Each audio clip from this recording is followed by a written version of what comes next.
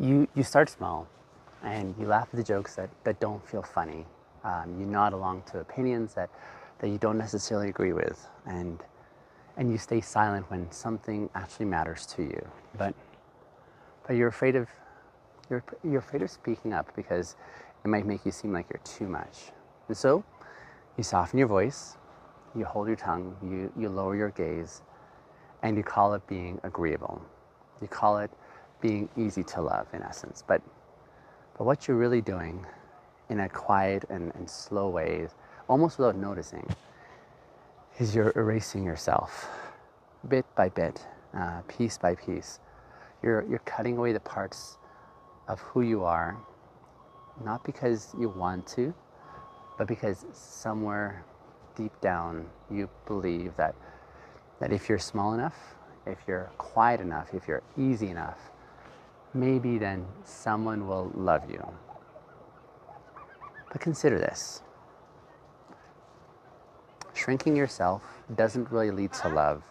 It leads to this sense of invisibility. It leads to relationships where you're tolerated, not celebrated. It leads to partnerships where you might where you're present but you're not really known. Lives where you're accepted but you're not really loved, because when you erase yourself for love, even if they choose you, they're not really choosing you, are they? They're actually choosing the version of you that you're performing. They're choosing the mask, if you will, not the man. They're choosing this silence, not the soul that is you. And deep down, you know this, right? Because even when they stay, even when they say that they love you and they care for you, you don't necessarily believe them. I mean, how could you, right? They're loving a version of you that you created to survive. But the real you, that still is unknown to them. But here's the cost of shrinking yourself. You see, when you shrink yourself, you're losing more than just your voice. You're losing, in addition, your joy. You're losing your passions. You're losing the convictions that you hold deeply to. You're losing that spark that makes you you. You're losing the parts of you that make you unique or irreplaceable or even unforgettable. And so you're in essence losing your edge. You're you're becoming smooth, but hollow.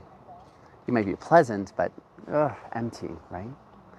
And no matter how much they praise you, no matter how much they love you, it really doesn't land, because you really know deep down that they're loving the compliant part of you, but not necessarily the real part of you. They're loving the agreeable part of you, but not necessarily the honest expression of you. They're loving the half version of you that's easier to manage, but they're not really able to love the whole person that you were actually meant to be. And love that's built on one erasing themselves is not love. That's survival, right? And you were not made to just survive. But consider this. Consider just a moment as I get on with this. I'm going to get into breaking down how to start reclaiming your voice or your truth or the real presence in relationships. And it's not easy. It's not an easy path that love leads you through, because you have to heal a lot of hurts along the way first. But here's why shrinking feels safer, but necessarily isn't. There's a paradox in this here. The paradox is when you're shrinking yourself, it feels safe. It feels like protection, yes. Because if you're small enough, maybe then you won't get hurt, right? Maybe if you're small enough, you won't be abandoned in the way that you fear you will. Maybe you won't, in essence, be rejected. But you see, shrinking, it doesn't protect you though, does it? No, I would say shrinking isolates you. It disconnects you, not just from others, but also from yourself as well. You're losing access in the process to your truth. You're losing access to your needs and your desires. You're losing access to your boundaries, And in the process, you become this hollow version of yourself. As you're moving through relationships like a shadow, you're present, but not necessarily real. And here's the truth. The truth is you can't connect while you're hiding, right? You can't love while you're disappearing. And it's not possible to build intimacy while you're in the process of erasing you. Intimacy requires being seen in a full, deep, unapologetic way. And you can't be seen if you're busy shrinking. Here's some practical shifts I would propose you consider. Number one, identify maybe the places where you're shrinking. The first step to reclaiming yourself is you gotta identify those spaces in which you're actively diminishing and suppressing yourself. So ask yourself, where do I silence my truth to keep the peace? Where do I deny my needs to avoid seeming needing, right? And where am I pretending to be okay when in essence I'm not? Or where do I perform instead of actually showing up authentically? So name these places, but do it without the blame. This is about clarity, not blaming yourself, because you can't reclaim what you won't name, and you can't undo what you won't admit. See, shrinking thrives in secrecy. But it loses its power when you bring it to the light. Okay. Second practical shift: reclaim your voice, but doing it gently. So reclaim your voice, but do so gently, not all at once, not aggressively, not performatively, but do this steadily. Do it in small increments. Start small. Speak up, for example, when you disagree, even if you're uncertain as you're doing so. Or name your needs, even if it feels like it's a scary proposal. Share your truth, especially when it feels vulnerable. See, you don't have to be allowed to be real. You just have to be honest. Honesty is really the seed of intimacy, I believe. And without honesty, love really suffocates. But with honesty, love is able to breathe. Third practical shift: practice staying especially when it feels uncomfortable. Okay, let me say this again because this is a tough proposal. Practice staying when it feels uncomfortable. When you start showing up as your full self, it will feel extremely risky. You'll be tempted to shrink back. You'll be tempted to apologize for existing. You'll be tempted to make yourself even smaller just so that you don't infringe. But stay. Stay with your truth. Stay with your voice. Stay especially when you're in that zone of discomfort. Because on the other side of that, on the other side of the discomfort that you're navigating is the connection that you've been longing for. Not the connection with a version of you that had to perform once, but connection with the real you. And that's the only connection I believe that's worth having. But let me just give you a reminder. Because next I'm going to be breaking down what happens when you stop shrinking and when you're able to stand in your full self, being truly seen. See, the reminder is it's a terrifying thing, but it's also the beginning of what love could be, especially the one that you've been looking for.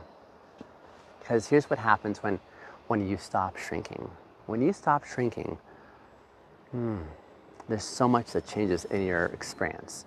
Not because the people suddenly start loving you, and it's not definitely because life is getting easier, but because you're the one who's changing, you're growing, you're beginning to show up, you're beginning to speak up, and you're beginning to stand tall, taking up space on purpose, intentionally.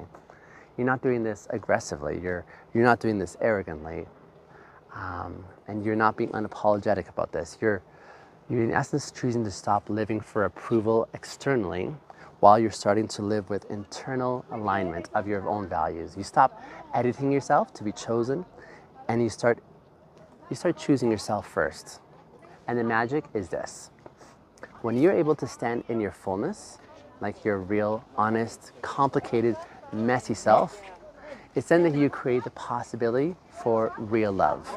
Not for a love that is performing, but love for the person that you are, for who you are internally. So let me just tell you a quick story here. I once sat with this guy who spent years performing for love. He was agreeable, he was pleasant, always easy to be around. Everyone loved him. But the thing is, no one actually knew him because he had shrunk so small, so carefully that there was no edge left. There was no color. There was no fire. There was really no him. He wasn't hated. He wasn't rejected. But the thing is, he wasn't loved either. I mean, not really, right? Because love requires risk. Love requires visibility. Love requires actually being seen. And you can't be seen if you're busy hiding, right? For this guy, it wasn't until he started reclaiming his voice gently and steadily in a persistent way that real love actually became possible for him to experience. And terrifying as it was actually worth it. There is a risk and there's a reward of actually being seen. See, being seen is risky. Oh, because when you show up as you are, some people will walk away. That's part of the landscape here. Some people will actually misunderstand, for sure. And some people will reject what they can't really control. But the ones who do stay, those are the ones that are going to love you for you because they don't have to filter a mask. They don't have to wait and navigate through performance or silence, right? What they're seeing is actually you, your quirks, your passions, your fears, your dreams, your messy, beautiful, real humanity on display. That's the part that draws them. It's magnetic. And that kind of a being seenness is worth the risk. It's worth the discomfort. It's worth the journey of actually reclaiming every part that you once tried to erase. But consider this last practical shift that I'd pose for you. Choose wholeness over acceptance, okay? Let me just say again, when you choose wholeness over acceptance, you're trading in something that doesn't seem as worthwhile that actually is robust. The world will offer you so much acceptance if you're willing to erase yourself, if you're willing to align to their expectations. But acceptance is cheap, right? Wholeness, however, is priceless. Acceptance would say something like, be less, or be quieter, or be easier. It's okay, you can come. But wholeness would say, be all of you, right? Be seen, right? Be loved, not despite who you are, but because of it. Be who you are, not despite it, but because of who you are. Wholeness is what you are made for. Wholeness is where love actually lives. Being whole is in essence what you owe yourself and the world around you too. But here's my invitation for your consideration. And that is this. What does it look like for you to stop shrinking, stop suppressing yourself, stop erasing, stop silencing, stop apologizing? What does it look like for you to stand on purpose, standing in your full self, in your full expression? The parts that you're proud of, yes, but also the parts that you're scared of, the parts that you're uncomfortable with, the parts that bring a lot of discomfort, the parts that you're learning to love. What does it look like for you to stand unapologetically in that space? Because love, the real love, doesn't require you to be any less. It actually invites you to be far more. And you can't earn love by erasing yourself. You can only experience it by fully choosing you unapologetically. And you are so worth being loved exactly as you are, without that external mandate that others would say, here's what he has to fit. Not a shadow, not a half version, not even a performance, but just you. That is the invitation. Now, if this conversation, if today's episode has opened, in essence, something inside of you, you're resonating in some level, you're saying, whew, I needed to hear that. Check out this episode that is titled, You Were Never Broken, Just Unmet in the Right Way. That's an episode I posted earlier where we do a deep dive on reclaiming your worth and standing in that sense of wholeness. And if you're ready to keep standing taller, deeper, fuller, keep watching, because this series is designed for those who are like-minded in growing in who they are, not who the world would have them editing themselves for. Thanks for watching.